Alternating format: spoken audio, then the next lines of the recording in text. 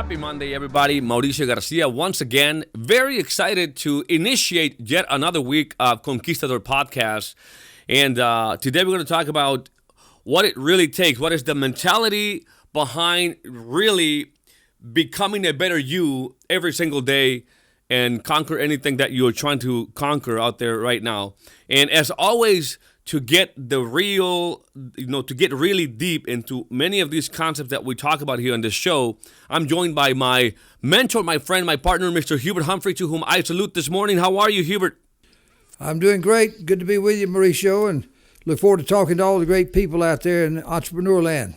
Well, I'm excited this week, probably more than any a week previously, because of the topics that we've chosen today to talk about, which is you named it the career best effort. And I look at athletes and I look at people that are really successful in life, and they are always trying to beat their previous version of themselves. Just looking at a Canelo's fight, and I see how this boxer, I don't know if you follow boxing or like boxing, I love it, and I see it how he's constantly improving.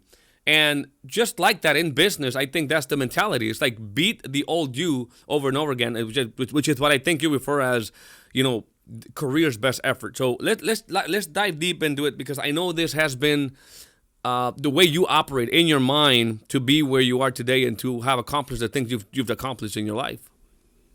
Well, it's the only way you're going to be growing. In life, if you're green, you're growing. If you're ripe, you rot. That's what Ray Kroc said. And I've always said you're either growing or dying. Or a Top Gun pilot has to think that they're either going ballistic or they're crashing and burning. So you kind of got to have that. And anybody in any endeavor that's going to have success, the word success and growth, I think, are synonymous in any endeavor.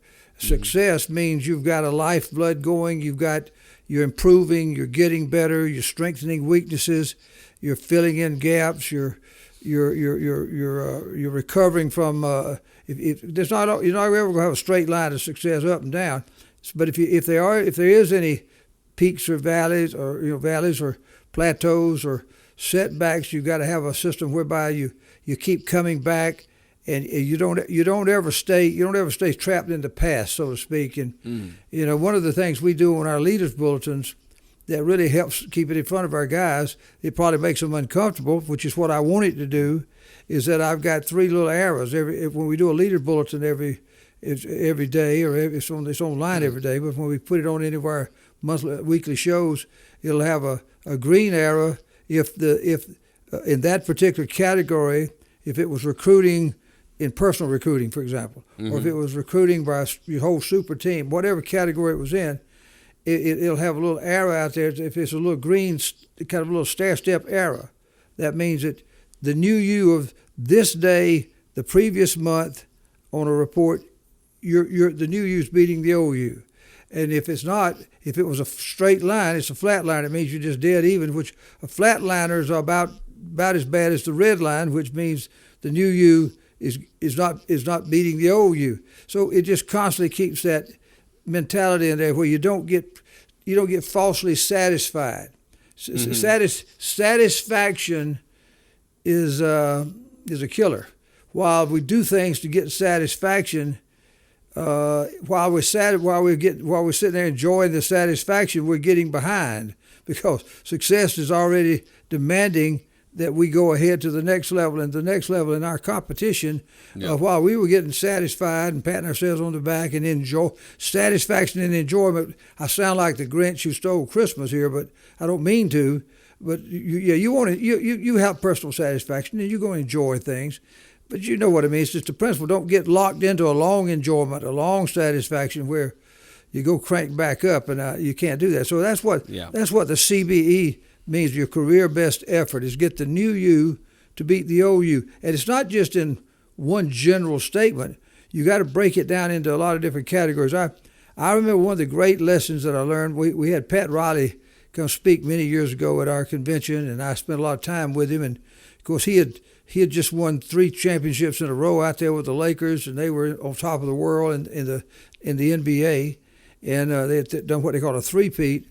And he went back and relayed, and his book was called Showtime, which you can get. It's a great book.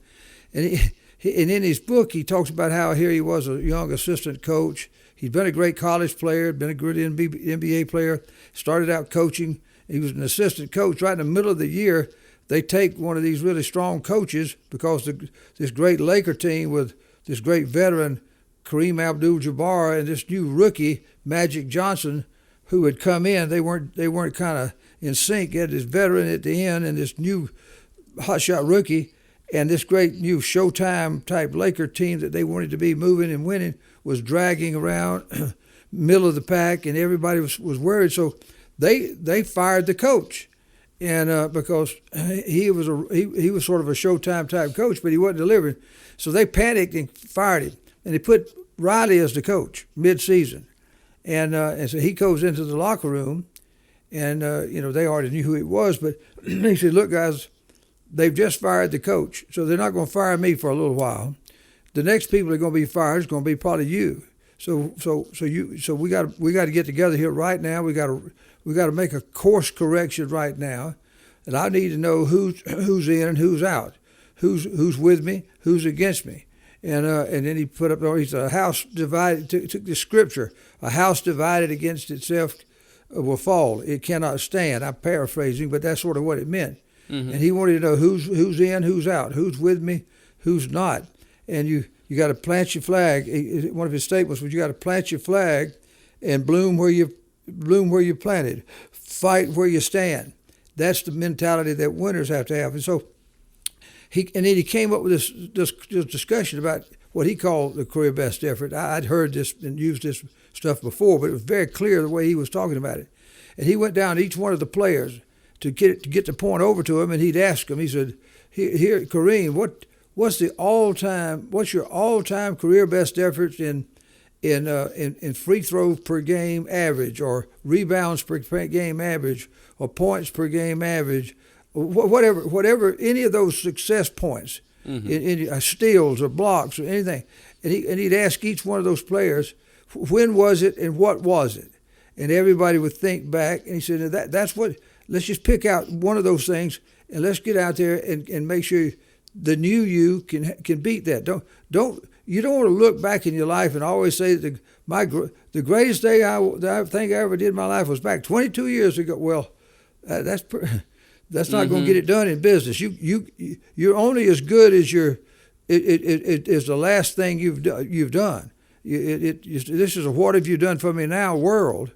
And in business, especially, what have you done for me now? Mm-hmm. And so that's what I'm pointing out. So it's a career best effort on things that you do. Like in our business, we'll focus our guys on what was the best prospecting month you ever had. What's the best prospecting week, or what's the most invitations you ever made in a day? What's the most attendees you ever had at one of our business opportunity presentations? What's the most people you've ever actually personally had signed up or sponsored in a month?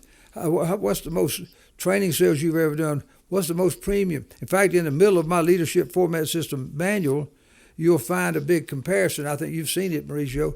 It's called Hubert's Career Best Effort. Absolutely. And I just went and laid it out for all these guys, because first, that's another thing here. It gives you the moral authority to go and show what your career best efforts was, and they know that. Why is Hubert back doing this a third time? Mm-hmm. We built these other big billion-dollar companies with A.L. Williams, Primerica, WMA, World Financial Group, Aegon that we've done. Why are we doing this big HDI again for the third time? Well, I'm either green and growing, or I'm ripe and rotting. What am I going to do? Mm-hmm. Another thing you got to do is declare your intentions and be willing to put it out there. But sometimes guys say, "Well, listen, I don't want to go put my best stuff out there because that means I got to go back and go work hard again, and I don't want mm-hmm. to do that." So mm-hmm. a lot of people are reluctant to play this, to go through this exercise, just play this mental game that I'm challenging people to play with themselves. But if you don't do it, you won't grow.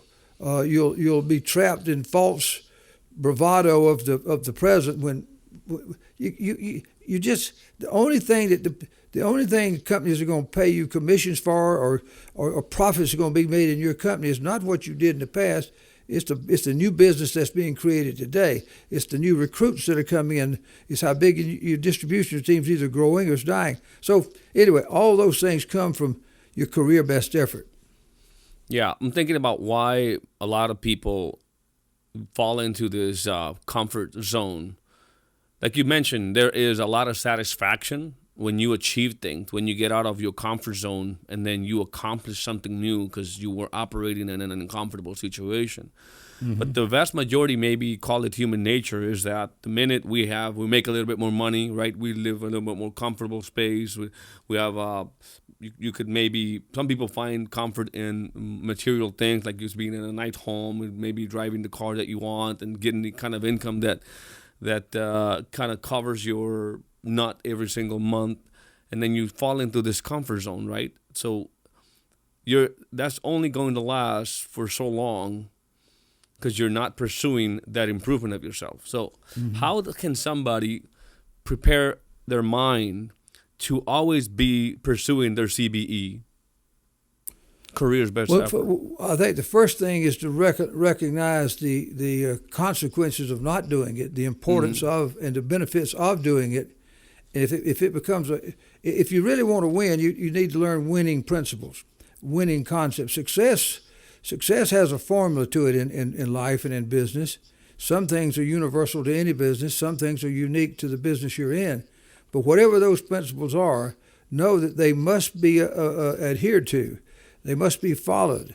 They must be done. And when you understand that this is not just a nice little rah-rah motivational speech I'm giving, these are principles right. that success demands that we do. And if it's probably what got you to where you were, and the things that got you to where you were are the same things that are going to get you to where you want to be in the future.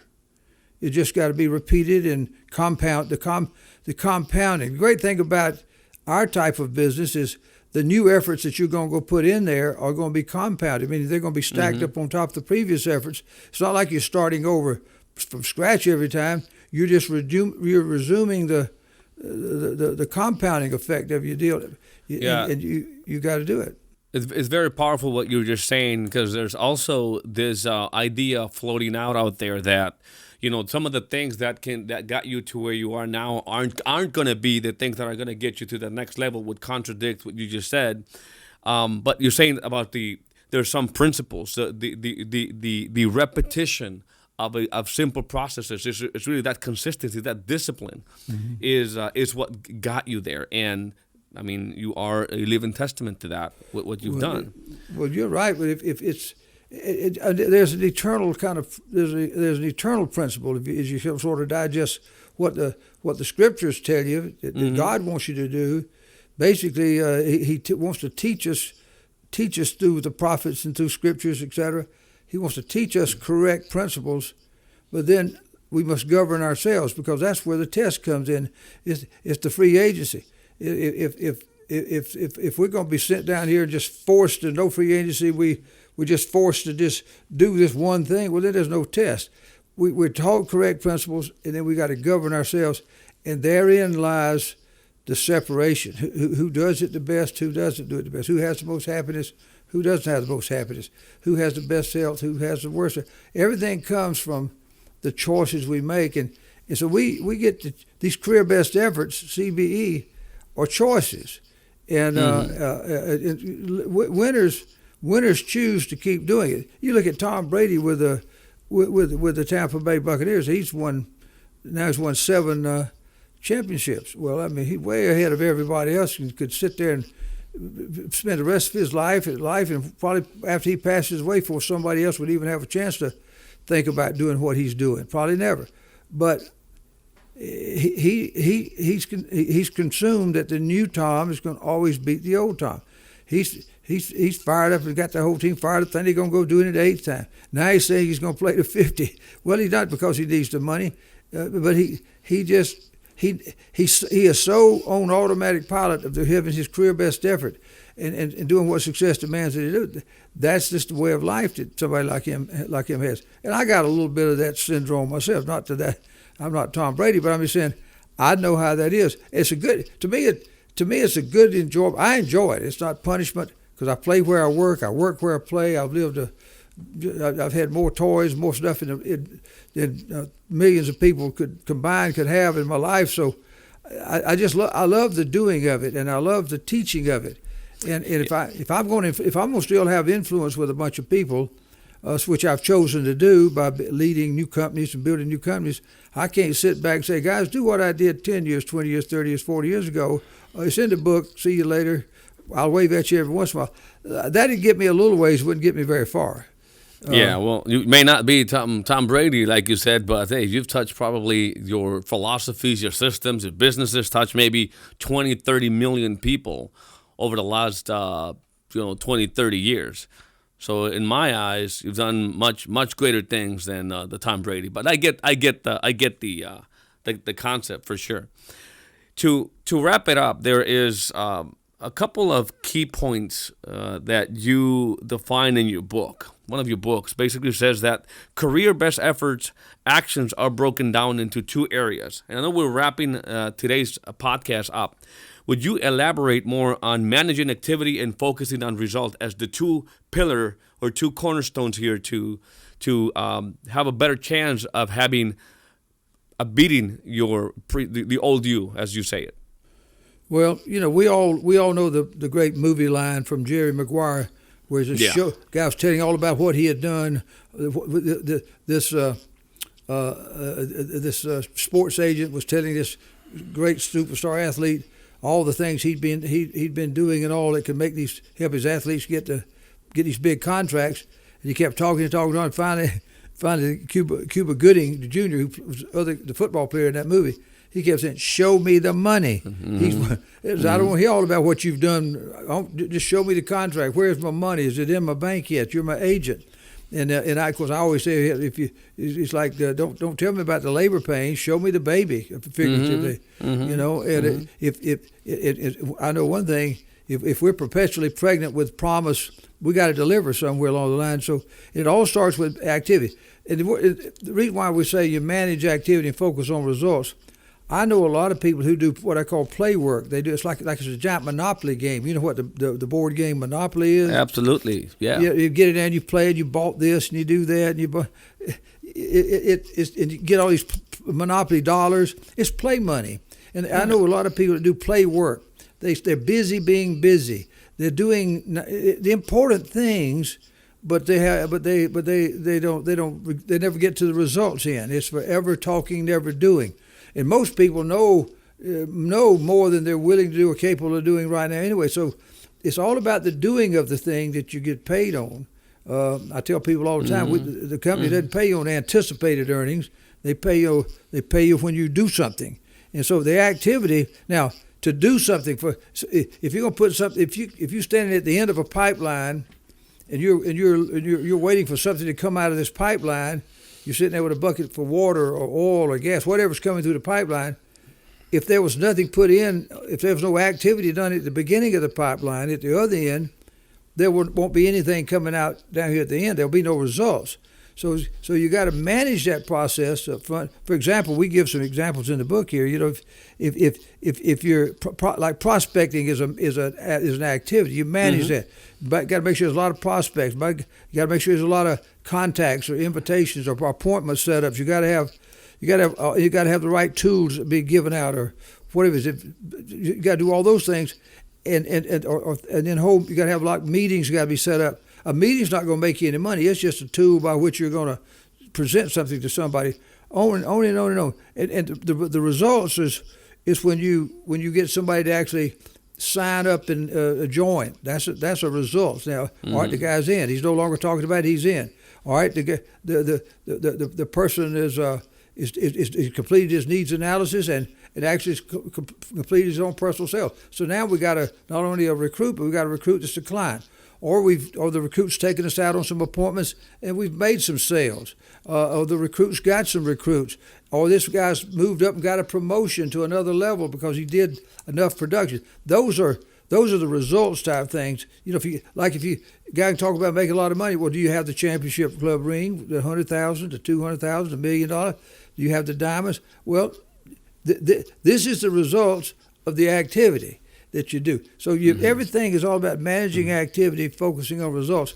It keeps everybody from playing Monopoly with their lives. And I've seen a bunch of guys get into this business, and they leave the house, and the spouse doesn't really know what's going on in the business. And then I'm talking about salesmen in the traditional sales world, going out there and they goof around all day long and try to play like they're being busy, and they never have a paycheck. And the wife or spouse, husband wonders, what happened? What have you been doing all day? Well, I've been working hard. No, you've been dealing with activity, but you never got to the results in.